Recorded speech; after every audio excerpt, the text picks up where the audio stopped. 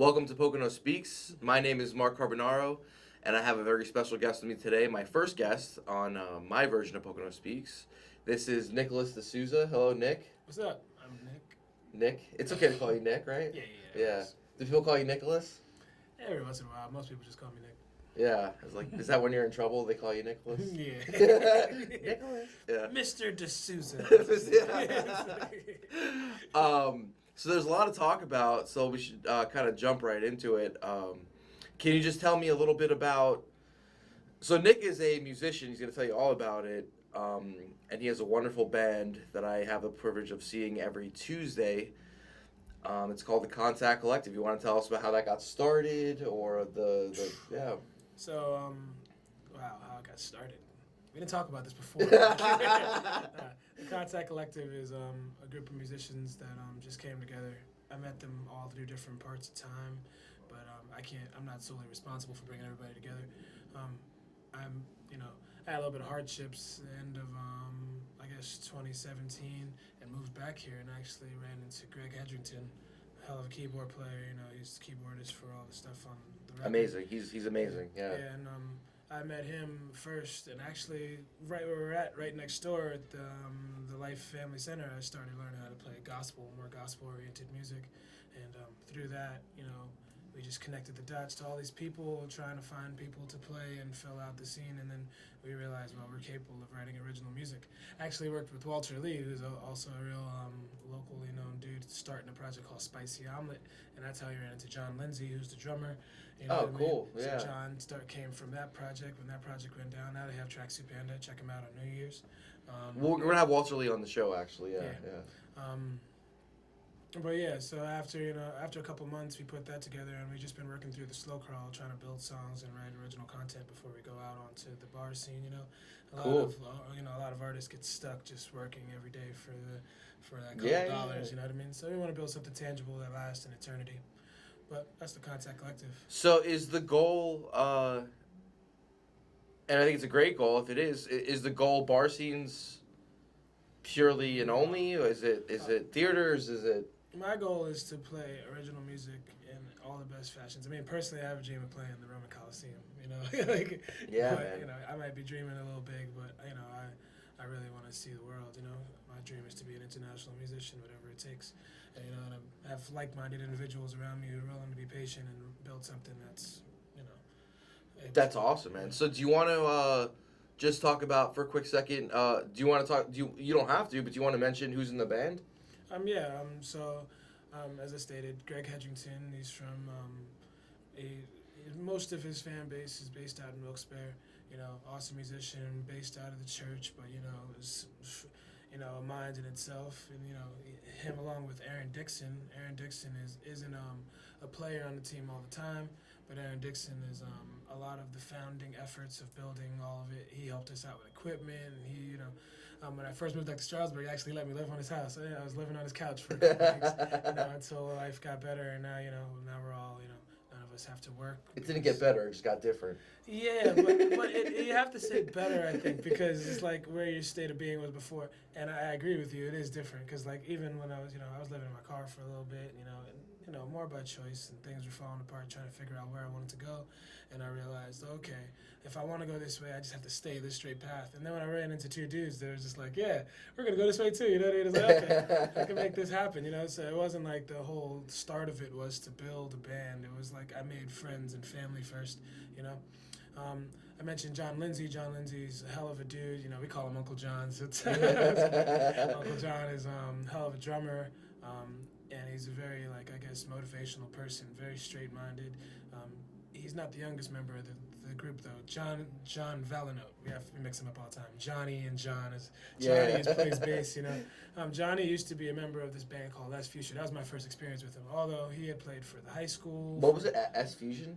What was it called? Les Fuchsia. Oh, okay. Les Fuchsia. Les Fuchsia was this little rock and roll band he had, and I loved him, when I saw them the first time. As he got older, that band fell apart, and I met him right at, actually, I didn't realize that his transitioning state, where he was starting to look for a band and stuff. So, we ended up having the pleasure of having him on the team playing a little bit at the church stuff, and you know, and it said, okay, well, let's just do this. Let's build a team. Then we got Yolanda Vibes, who's, you know, awesome singer, you know what I mean? She comes from Paterson, New Jersey, you know, she's just ripping, like running all over the place with just vocal notes and stuff. And tremendous stage presence. Yeah, she's all over the place, you know, dancing and getting crazy. She comes from metal, you know, so. I didn't know that. Yeah, Okay, it's the metal influence that gives her that crowd appeal, you know. I've only heard tales about her band, but and I've never, you know, right now time's different, man. You know, you can record it in a minute right now, but you know, like when you're in junior high school, you know, I remember the Sidekick. You know, the Sidekick didn't have a nice camera. Like, I always thinking about that, you know. So now it's like everybody can record everything, which I think is a bad thing sometimes. But yeah, so we actually talk about that for a second. So it kind of is a bad thing. I know. I don't know if you know who. What is his name? Bo Burnham. I don't know if you know who Bo Burnham is. Yeah, he's a comedian and he does music and stuff. He's hilarious. But he said it's kind of bad that we have like Facebook and things like that because we shouldn't always be performing for each other. Yeah. Like leave that to the performers. It takes away. Well, something with the Old Mill Pub like that I do is that I don't like to go live. I don't like to take videos. I don't like to take pictures, and you know, a lot of the other hosts and stuff, they like to go live. And the reason I haven't gone live a lot is because it takes away the mysticism. Yeah. You know what I mean? And the facts are that a lot of things are better in person. The experience value is far more, I guess, impactable when you're in the person's face and you're experiencing the moment. Yeah. I've never watched a concert on YouTube and said, wow, you know what I mean? I feel like I'm standing there. You know what I mean? Even just practically, the sound, I mean, it gets lost. You're on your phone, you're listening to something, and the speakers aren't that great. Just the sound, but some people have, you know, in other scenes, like in the city and stuff, they found a way to go directly to the board and go out Sarah Street, Street. I was just talking to Dave, which he's, you know, he started doing not live podcasts, but live streams of all of his shows and stuff, and his shows, you know, it's like you can watch them and stuff, but it's not the experience of watching the lead, you know, getting the eye contact maybe if you're in a small show with one of your favorite members or of the even band. A large show you get eye contact. Yeah, but what if you're like, you know, all the way in the back? You still hit the back feeling the sub, you know what I mean? You hit the back person. You know what I mean? That's a whole thing, you know what I mean? So do you know the trick for eye contact? Mm-hmm. So, there's a trick. It's an old trick. I forget where it comes from, but you look actually. If you don't want to look right in the person's eyes, you look here or like right here, and that it looks like. So I'm doing it to you right now, but it looks like I'm looking in your eyes, right? But I'm not. So I'm looking right there. So if you ever not want to look into someone's eyes, because that could be daunting at times. You know, you're looking right into someone's eyes. You look at somebody's eyes, you get real connection. You know? It's the truth, man. I like that. Yeah, man, because like if you really want to have a conversation with somebody, like if they can't, like if they start looking around, you know, and they're like, you know, that's not a real conversation. You know what I mean? What are they thinking about? That's not like, you know. It's different. Yeah, I guess everyone has their own thing they're going through too, you know. So but you never know. The truth is so easy, you know. Okay, the truth is so easy. All right, I like that. So last night we had a fun time. Let's talk a little bit about the Old Mill Pub in Scioto.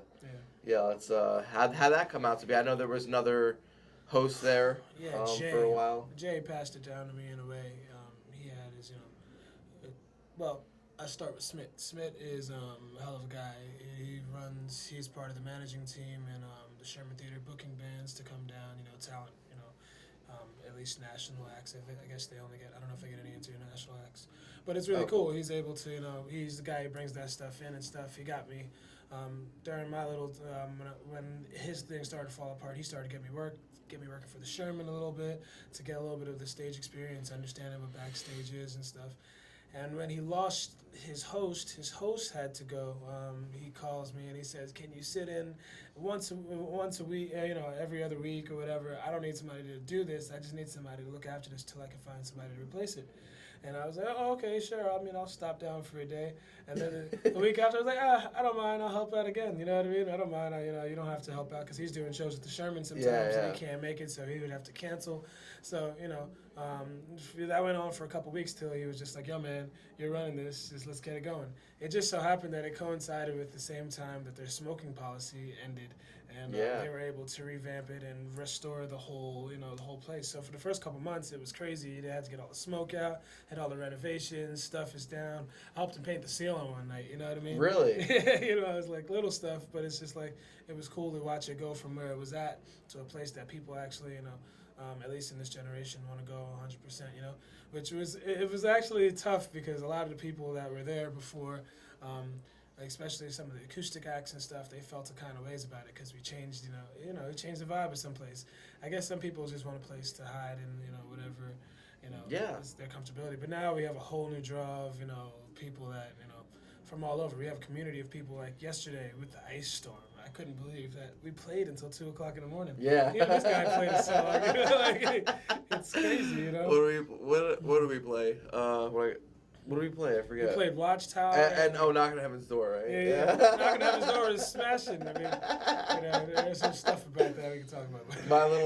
my little like one note solos, It doesn't matter, man. And the heart was so in it that literally everybody, even though there was only maybe. Did you see the couple that was there? They were digging Knocking on Heaven's Door, man. Yeah, man. Because I heard all this loud music for like hours, and then like I get up and I'm like, doing the Knocking on Heaven's Door. It was thing. good, man. We had the cucks right before. That's what it was. The cucks. Yo, I don't care what anybody says, man. I don't support.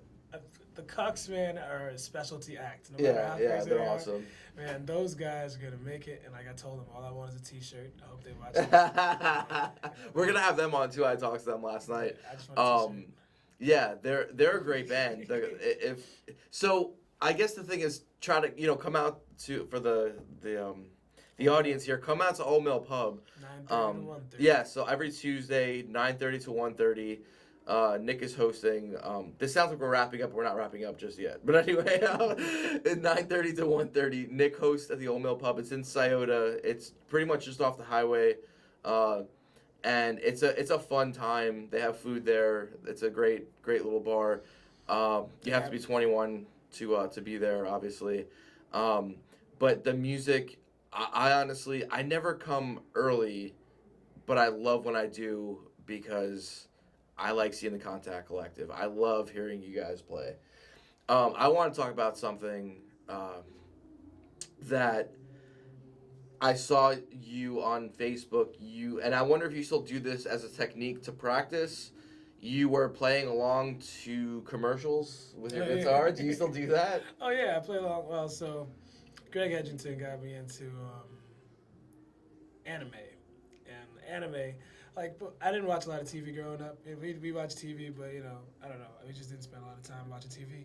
But in my adult life now, I have time that I just need to like mentally get away, and sometimes the physical escape isn't doesn't get you anywhere. Sometimes you just need to lay in bed. You know what I mean?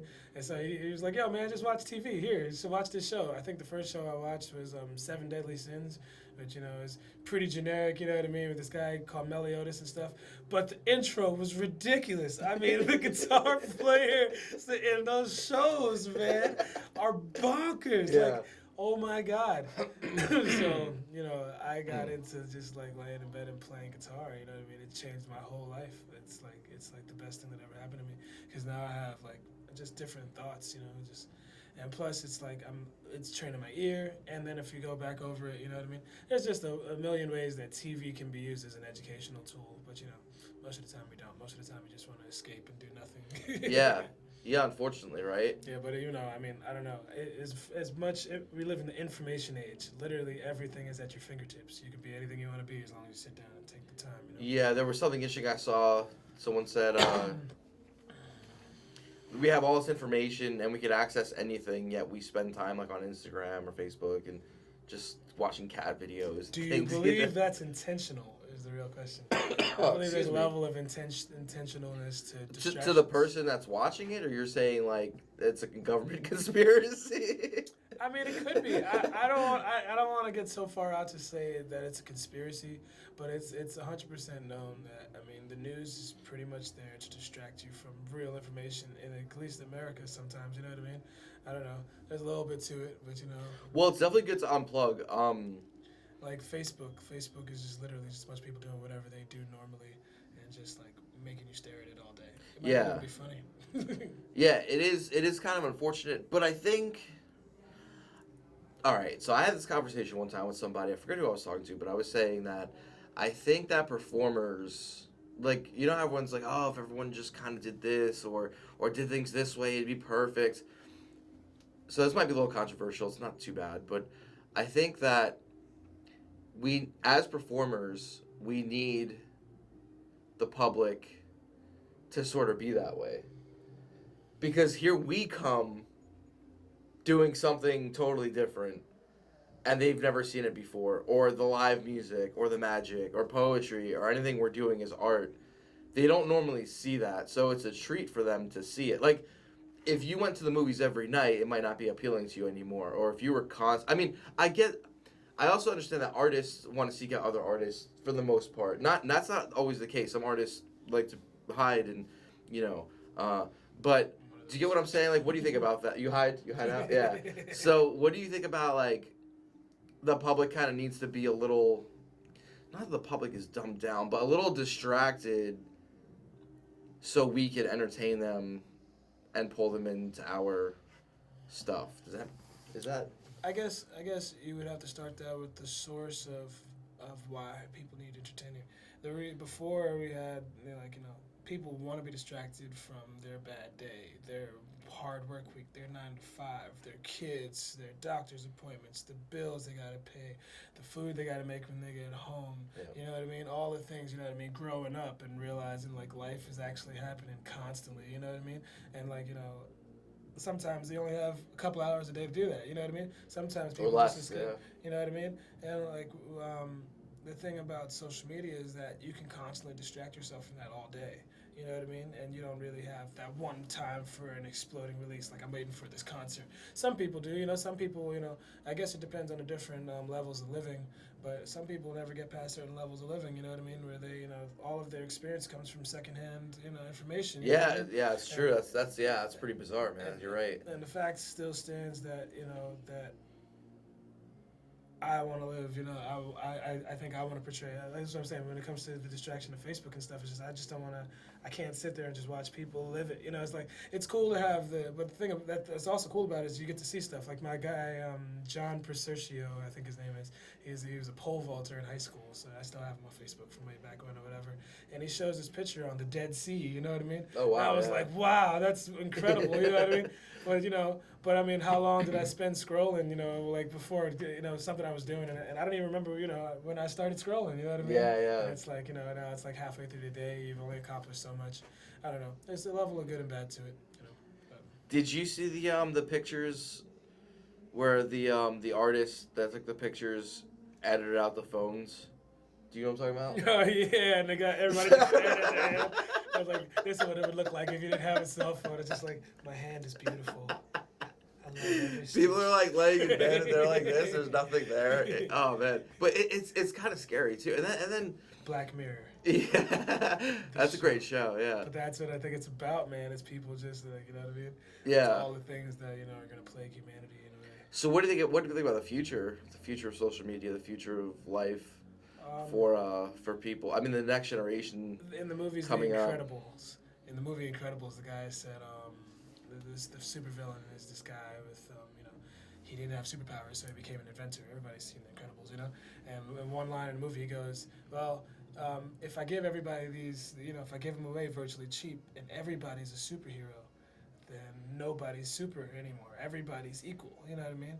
And that's such a thing, because right now, you know, like there's so many ways. I have 4 recording programs on here that I could just press one key and it's one button randomly and I have half a song made. You know what I mean? Oh wow, yeah. You know what I mean? So it takes away like this spectacularness, the reason to drive and dig and, you know, and go. So I think, you know, and at the same stand, there's people that exploit that, you know what I mean? They say, okay, well, I can make it. So I don't know.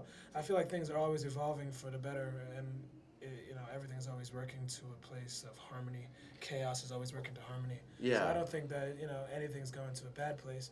But I can't predict anything, you know. It's so hard. The J curve of life is so crazy, you know, especially with technology. I mean, you know, I have 2 forms of internet in my pocket right now. Yeah. I don't know.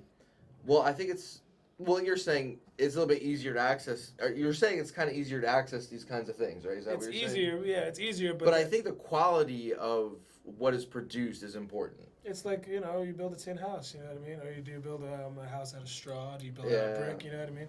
Like, you can build, these plastic cars we have right now, you know what I mean? That break down constantly. It's not the same as, an old, like, steel Ford, you know what I mean? An old Yeah, yeah. Mustang, you know what I mean? Those cars last forever, you know what I mean? Like, and these cars now, you know what I mean? Check engine light comes on, you got to start looking for a car, it's not, like, I didn't know the light was going to mess me up, it wasn't even the car itself. Like, So quickly, not quickly, but we have some time. But I want to talk about we had a cool experience. What was it, August? yeah. It was the end of August, right? It was getting a little bit chillier out. You hosted a really awesome drumming circle. You want to talk a little bit about that and how you had the idea to do that and what that was all about? So I'm not 100% to blame for that either. Aaron had something to do with it. Aaron Dixon woke up one day. He was just like, "Yo, man, there's a full moon tonight. We should do a drum circle." He talked about it like, So I said, "Yeah, okay, yeah, sure."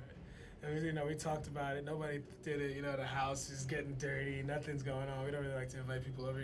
And then the morning of the full moon, he's just like, "All right, man, start calling people." so we didn't put up an event. We didn't do anything. I literally just reached out to people that I knew that would just enjoy it. And you said everyone you invited came, right? Yeah. That's spectacular because that never happens. Yeah. That never had would you invite 12 people, 10 people? Yeah, I invited. There was two people that didn't come. They like Badger didn't come to the end. You know what I mean? Yeah. But it was just like, it was like 15 people I think altogether that like floated through and came and left. You know what I mean? It was hard in the very beginning because it was like, how do you start a drum circle? But we got lucky because we got two really really competent drummers to Right. like balance out the equation. So they to drive to drive it. You know what I mean? Right. So it wasn't like chaos. But we definitely want to do that in the spring. In the springtime, we're gonna keep increasing it. We have a nice field and stuff, and a fireplace. Every full moon would be real cool. Yeah, I think I was saying to somebody, I said, "Wow, can you imagine?" Because you have the huge field at your house. I said, "Can you imagine this place just being filled with people, just like a build a community of people that just had nothing to do with the notes, just a little bit." It could be incredible, and I'm excited that I was at the first one. But it was such a illuminating experience. I mean, to be out there, it's very cleansing, right? To just be out there and drumming, and it's one of the most what am I trying to say here? Like primal kind of, that instinct to sit around the fire and no one really said anything. We just drummed for like 2.5 hours, something like that, and then we had to stop. Everyone was stopping it, right? Because it was like what 12. Yeah, it was like yeah, it was. I think it was close to like 11 or something, or it was 10. I think it was around 10:30. We finally cut it out. No way. We stopped. We decided we were gonna try to stop around 10:30. Oh, okay, we got quiet. And Aaron walked around with the phone saying like, "Dude, yeah." Next time we just have to start it at sunset and play until because it was starting kind of late too. Yeah, we started. It's like completely dark out. Yeah, that was incredible. So let's see. So a lot of people ask artists certain questions like, why? Like, so why do you personally play music? Like, why? What do you get out of it? Are you trying to share something with the world? Like, what does it mean to you? Like, why do you play? I play music. Sometimes it's selfish because it's my form of expression, but most of the time it's because I just generally like to move people. You know what I mean? Music is a weird thing. Just like many things, anything that you want to climb at. I won't say music. Anything that you decide with your whole heart that you want to do. There's like all this information that you have to acquire and let go at the same time so you can actually do it, And like music has always been this push and pull. It's like an endless experience of learning. Even when you don't know, you're always seeking, And it's the seeking that I think that keeps me driven to continue to go. wanting to continue to grow and learn, not just in music but in everything in my life, you know. Yeah. And if I can build the greatest version of myself, then I can be an example for people that also want to grow and experience and learn. At the old mill, it's crazy because I've had a couple different bands like just out of the blue. Now they're a band, you know what I mean, that just came through that never had the chance to. And I'm grateful that I've been there because I was one of the people that was inspired by open mics before. You know, I used to go out, you know what I mean, and that continuous perpetual cycle, you know, especially in the age of information, there's not enough people that, you know, that just want to keep passing that information. I'm not old enough yet to be talking about passing anything. I haven't done anything great, but I know that as I continue to climb every day, I get the opportunity to, you know. So. Well, I will say that I'm going to disagree with you and say that what you do is great because you have this platform now for people to come and express themselves. And I don't think you're ever too old, you're ever too young to teach. It's a very cheesy saying, but what is it? You're never too young to teach, never too old to learn. But I think you have a great platform to have people come to and express themselves. Also, what I want to ask you about, what I want to know personally about you is you have this very unique approach to life, and I don't know all about every approach you have, but one thing that I noticed is that you're very non-judgmental. Where did that come from? Was that your upbringing? Was that like you're a very kind and even on Facebook and things like that? I know it's not the end all be all, but people always say, "Wow, you're a super nice guy," and you're like. So where does that come from? Was that your background? They say great beauty comes from terrible depths. You know what I mean? So, and I don't think personally I had terrible depths. I had very young parents.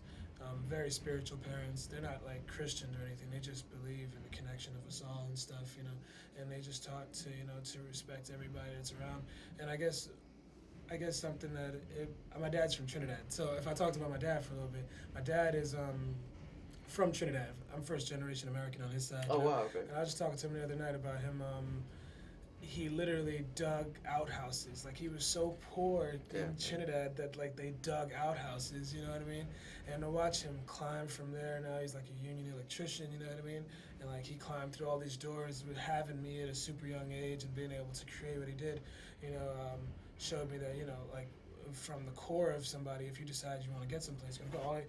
It's bad, though, because in the Caribbean, they say, you know, America is, like, laced with, in New York, the streets are paved in gold, you know what I mean, and stuff. So the reason he came, you know, might be a little obscure, but he seems to have lived his version of his American dream and his own personal dream. But I guess the kindness comes from just understanding, like seeing the person, no matter where they're at, and trying to understand who they are and why they're making the choice. And if I can't understand, there's no reason for me to be upset or to be despondent, I guess is the word I want to use. Because it's just like, I can't understand you doesn't mean that I can't bridge the gap. And the more conversation you have with somebody, the more you understand them, you know what I mean? There's this guy that plays at the open mic, Billy. Billy. Billy, the first time I talked to Billy and me are like two very far spectrums apart from where we stand, you know, it would seem in the very beginning. But like the more I talk to him, you know, you get closer and closer. Now, you know, this guy's full of intellectual information, you know what I mean? He tells me stuff. Even he was telling me some stuff about the guitar. He asked me a question. He made me go home. He was like, how many frets or how many notes are there on your guitar? And, you know, and instantly I went to the math. I was like, well, 6 times 12, you know, 6 times 12. You know, I started doing the math. He's like, yeah, but some of those notes repeat, right? So can you count those? So still, like, you know, this is like a week or two ago. Did you go with a number? Not yet. Like, but it really bothered me. I drove home and I'm like, like, why is Billy so right about, you know? And it's like, but, you know, like, if you give somebody the chance to, like, to show you the information that they have and appreciate it for what it is, nothing more, nothing less, in its present fashion, you know, no matter what they look like, who they are, you get, like, a real spectrum for human, not this particular kind of person. You know? I love that. And I really do admire your take on that, and yeah, that's tremendous. And then also, what I also admire is that, you know, you as the band, and even you alone on guitar, you can tell you put the work into it, and that you're continuing to work, and I love seeing that because for myself, I have to do more of that. You know, I love, like, with magic, I love reading about, you know, philosophy and stuff, but I have to really, like, put the work into it, and sometimes I get so lost in the philosophy that the practice kind of sits to the side. So I'm trying to get better at that. So what kind of Would you consider yourself to be disciplined in your practice and things like that? Or you don't worry about that? I would say in the last 2 years, I've been more disciplined in my whole life about my playing. But the change is, one, I work as a full-time musician, so, I'm almost forced to learn music all the time, you know what I mean? Forced to take in information and I have to project it right away. So because because of that, I'm forced to practice in a way. So I don't know if it's my own discipline or my own fear of failure. You know what I mean? It's a very fine line. But what did happen is the choice that I was going to commit to this. And once I made the choice that I was going to commit, everything after that, that's led up even till now has been, okay, well, I've chosen to do this. Do I want to fail at this? You know what I mean? So it's like a fine line. I don't call it discipline because, like, I would much rather go snowboarding or go, you know what I mean? And there's sometimes that I make those choices, you know what I mean? Make the choices to just, hang out, Yeah, so you're not always playing guitar. So what are some of your other hobbies? What kind of other stuff do you love? What gets you excited?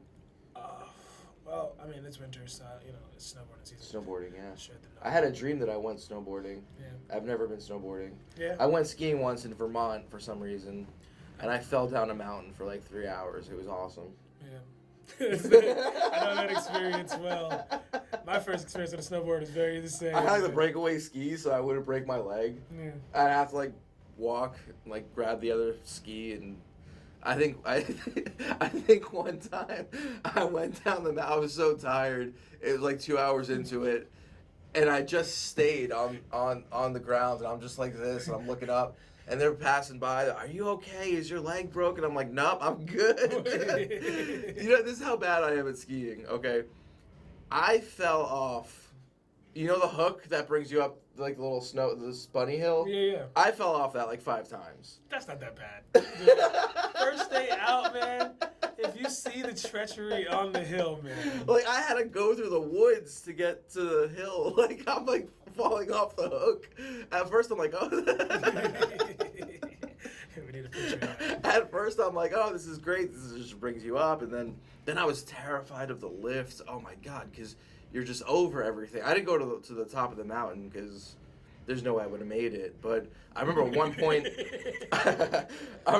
point, I was flying down the mountain, and I actually went with a professor of mine from ESU, Dr. Weston, and he's like, I'm flying down the mountain, and he's like, fall, 'cause I know how to stop. They taught me the pizza wedge thing. Yeah, pizza, French fry. Yeah, pizza, French fry, all that stuff. It was fun, but I'd probably never do it ever again. I mean, maybe I might do a snowboarding thing or like take some lessons with Aaron or something would be cool. But I think snowboarding is like one of the most expensive hobbies you could have. I mean, it's pretty expensive. Yeah, well, I got into it because I decided, well, how can I do this for free? And then I found a way that they would pay me to do it. That's smart. Yeah. When the first time I ever went, I paid for a couple lift tickets, but I've definitely stretched those. Whatever I paid out, it's probably been cents per visit at this point. That's awesome. But one time, I used to fly fish when I was in high school and stuff, and my buddy Connor, who I just saw, Connor is an incredible person. Connor's right now in the middle of Alaska. He says, yeah, man, you know what the best part about this place is? I went hunting one day, and I was 100 miles around. There's no civilization. There's nothing. And I'm looking at him like 100 miles around? No Wawa? Yeah. How do I survive? Like, what happens when you want to take a break? You know what I mean? Like, you can't take a break. He's on the break. Yeah, but that's who he is, man. As long as I've known him, he's like, I'm going to go fly fishing for the rest of my life. He works as at the conservation, the hatchery and stuff. But anyways, this guy drags me out of my house one day, pops up in his Ford Ranger, his manual truck, you know what I mean? This thing goes 80 miles an hour down the highway with the wind on its back blowing downhill at its max, And we're climbing our way up to this mountain and stuff. And he's like, yeah, man, I got this new place we're going to go fishing. I said, I've never been fishing in the wintertime, man. It's got to be cold. If you don't know anything about fly fishing, you have to actually get in the water to do it most of the time. Like, you can fish off the edge, but wading is like a heavy part of fly fishing. So he gives me these snow pants, you know, and I'm like, okay, I don't know how this is gonna work, you know what I mean? But whatever. So we're driving and stuff, and you know, and I see this mountain. I'm like, wow, man, I always wanted to do that. I played this game SSX Tricky, you know, SSX is what it was called first, and you know. I remember that game. Yeah, you know, there's a guy in there that screams, you know, you better call your mama and tell her how great you are. You know what I mean? Every time I snowboard, I hear that guy in my head. It's terrible. It's just screaming. But anyways, this guy drags me up to the top of the mountain. He's like, yeah, man, all right, so here's a snowboard, you know, and I got free tickets for doing this today. And I'm like, oh, no, I'm not prepared, you know? Like, you're supposed to warn somebody, like, a little bit, you know what I mean? Yeah. Like, let me have a helmet or something. He said, no, you don't need none of that. Let's get to the top of the mountain. He drops me at the top of a green trail and pushes me down. And, you know, I fall down the first time pretty bad a couple times, and then I went back up the second time when I knew how to do it. I was like, wow.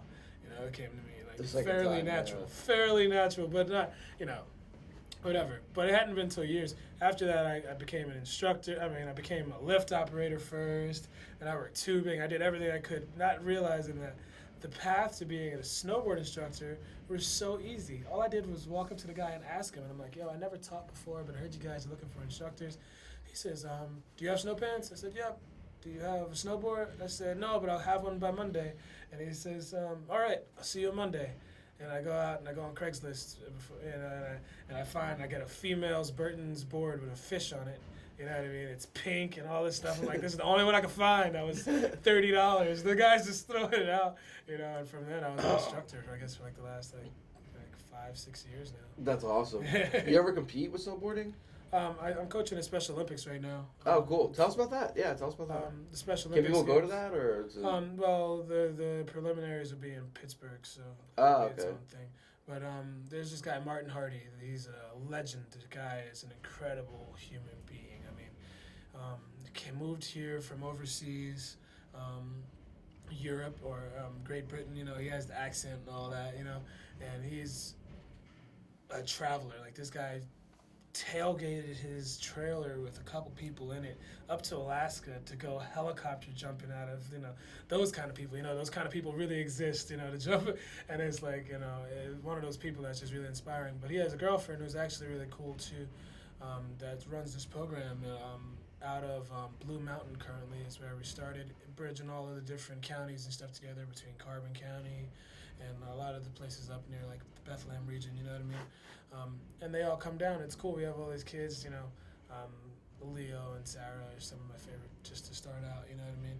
And those guys are like, you know, this is their first season they're ever doing it, you know, and I was just asked to help out. I actually hit up, I seen Martin. Martin had a post up. This is how it happened. Martin had a post up, and they have like a dry day in the middle of the summer. He said, oh yeah, we'll just teach them some flatland stuff, you know what I mean, how to get on your board, how to strap it on, talk about it a little bit, you know, to give them the confidence when winter came that they had all this information, you know.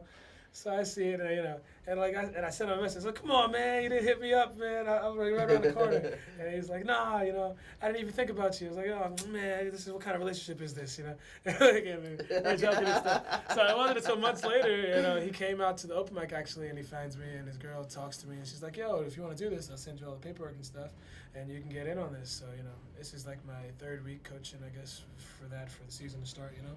That's awesome. But it's a lot of fun, you know. I can't wait, and I hope we win. But other than that, I just hope they have fun. The kids are really like pretty cool. You know, it's cool to see.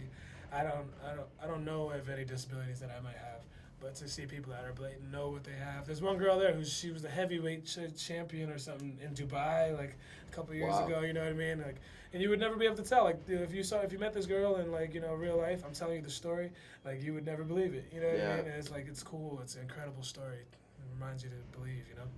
That's awesome. Yeah. And it's so cliche to say this, but it must be super rewarding to be able to teach that, you know, teach and you know, I have a huge passion for teaching, and I want to do it more, either with magic or whatever, you know. I have a question. Do you give guitar lessons?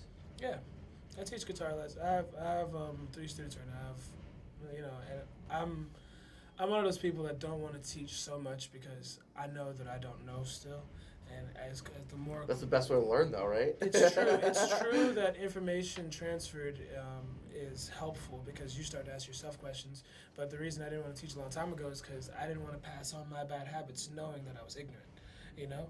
And there's a level of freedom that you get by having the language fluently and then teaching. You know what I mean? I think there is a place that you can get to that you can say, okay, I know this is the right formula. I can always improve this formula, and I'm going to continue to work on this formula. But I think there is a certain formula. Is my formula successful? Have I done it? Am I working as I work as a musician, but still at a very local level. You know what I mean? And we can get away with a lot in the local scene. Trust me, if you've been to shows. For anybody, including myself, you can get away with a lot in the local scene, but I mean, there's a level of competency that comes as you elevate. You know what I mean? Oh, absolutely. I think it's where you and I kind of differ though, because you might believe in like some type of universal truth, whereas I'm just kind of like, here's information. So I think that at any level, you can transfer that knowledge. And as far as the bad habits thing go, I think you adjust. I don't think anyone has the best answer. There's a lot of great teachers out there for either magic or guitar or in school or anything, but I don't think there's one set like absolute right. And I know you don't think this either, but ask yourself this. Yeah. Would you call the guy who just got off the plane on tour flying around the world, maybe not that guy, or would you call the guy who talks about all these people that have done it? You know what I mean? Which guy, and in between, what I don't understand, because what mindset does it take to be the person that's either becomes the master teacher or the master performer? You know what I mean? Oh, you're saying both? It's just different, right? It's two different paths. Yeah, you know what I mean? saying. Because the teacher is going to commit to pouring information in. You know what I mean? They might even be able to teach something in snowboarding. Is I'm able to teach past what I can actually do. You know what I mean? Because I can analyze it and say, okay, well, this person's jumping. Their shoulders are what guides your rotation. If you ever jump and you just want to try it, if you jump, look at your shoulder and you'll instantly start to rotate if you're in the air. And the more you look at your shoulders, the further you go and the faster you go. You know what I mean? And you can explain that all day till you're blue in the face. And some people just won't be able to control it. You know what I mean? Yeah. I might, Wow. I can do it, but I'm just saying. Let's just. He's like, I can do it. but just for the thought, Yeah. explaining it is still. I might be able to explain it, and the first time I do it, I might fail at it. You know what I mean? Yeah. And it's like. But it took the time of doing it. You know what I mean? Not to get too sidetracked, what's that like jumping in the air on a snowboard?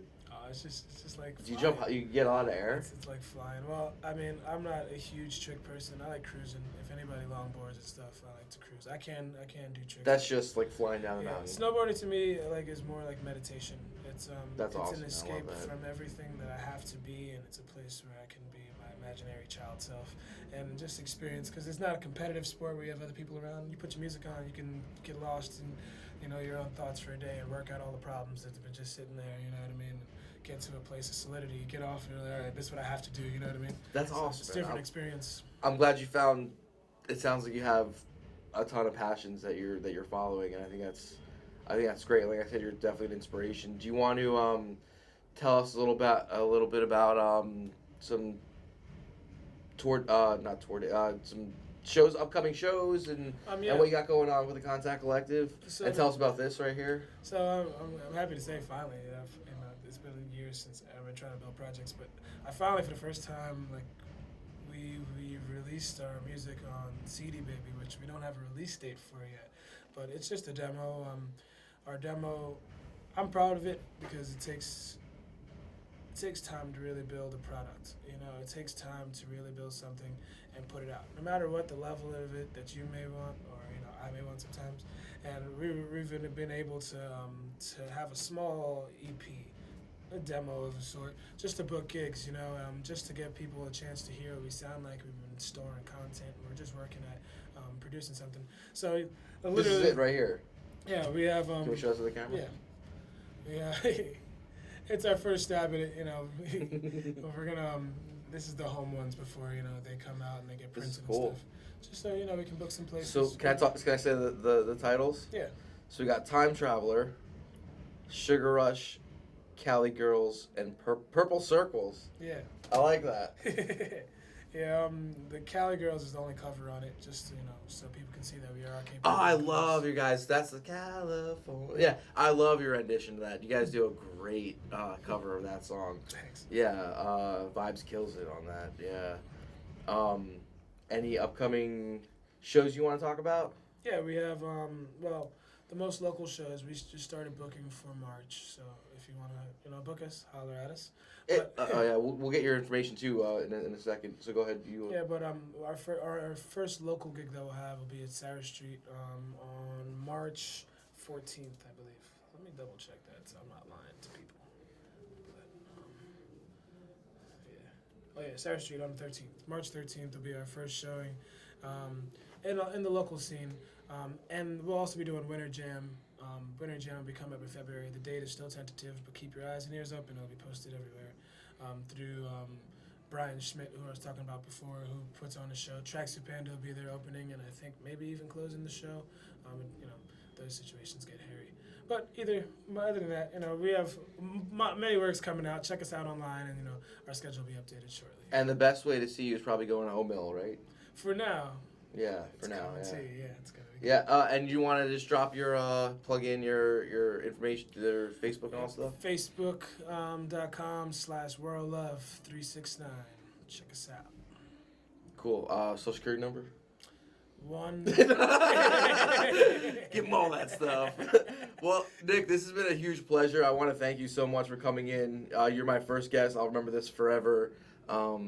I think this is I had so much fun talking to you and hearing about your life and your journeys. I think you're a really special person. I really mean that, and I think that you're gonna really do a lot of good for the music world and just for the world in general, man. Thank you so much. Thanks, man. All right, thank you for listening to Pocono Speaks. Signing off, Nick DeSouza, Mark Carbonaro. Have a great day, everybody. Stay alive.